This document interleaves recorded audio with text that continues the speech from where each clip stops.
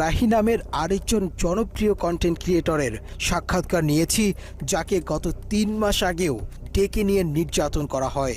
রাহিকে জুলাই আন্দোলনে হাসিনার পক্ষে কাজ করাতে 3 লাখ টাকা অফার করেছিল আফ্রিদি, কিন্তু রাহি তার কথা না শুনে ছাত্রদের পক্ষে অংশ নেয়।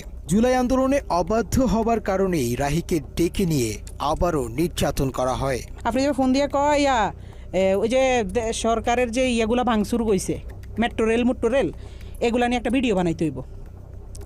এ কথা বলে আমারে বলতে যে তোলাই ভাইয়া কিছু টাকা পাঠাইতেছি, তো হে তো যেটা বলে আমরা তো ভয় পাই। আমি কিন্তু হেরে বাঘের মতো ডরাই। আমি না, আমাদের টিমের সবাই তার বাঘের মতো ডরায়, কারণ মানে সে অন্যরকম মানুষ ভাই। সে ক্যামেরার ভিতরে একরকম, কিন্তু ক্যামেরার বাইরে খুব ডেঞ্জারাস একটা লোক।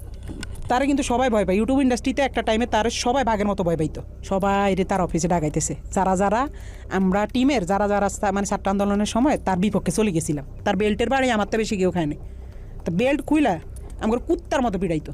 এই সময় তাকে ভিডিও কলে একজনের সাথে কথা বলিয়ে দেয়া হয়, যাকে বাংলাদেশের ভবিষ্যৎ প্রধানমন্ত্রী হিসেবে তার সাথে কথা বলানো হয়।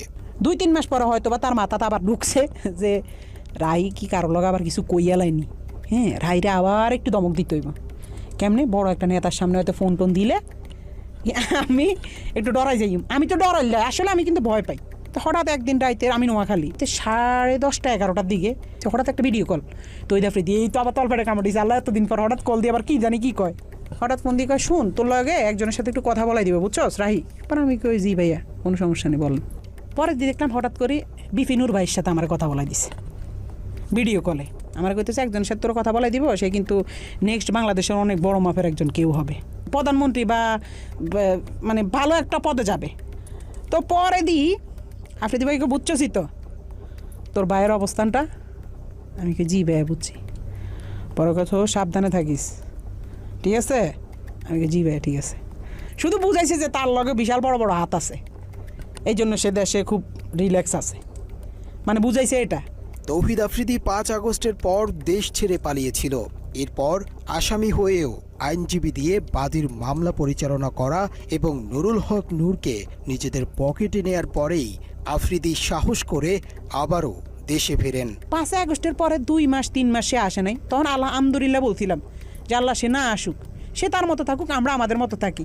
আমরাও তার কাছে যাইতাম চাই না, সেও আমার কাছে না আসুক। যে মানুষ 5 আগস্টের পরে আইসা দেশে স্টে করছে, সুন্দরভাবে থাকছে, আল্লাহ তো আপনার সুযোগ দিছে, কিন্তু না আপনার ভিতরে তো ওই মনুষ্যত্ব না। আপনি শুধু রিভেঞ্জ, কারে কারে ধরবেন, কারে কারে মারবেন, কারে কারে কি করবেন, আপনার মনের মধ্যে শুধু এসব হারামি। আল্লাহ কি আমরা ছাড় দিব? এসব কারণে তো আল্লাহ মানে ছাড়ে না।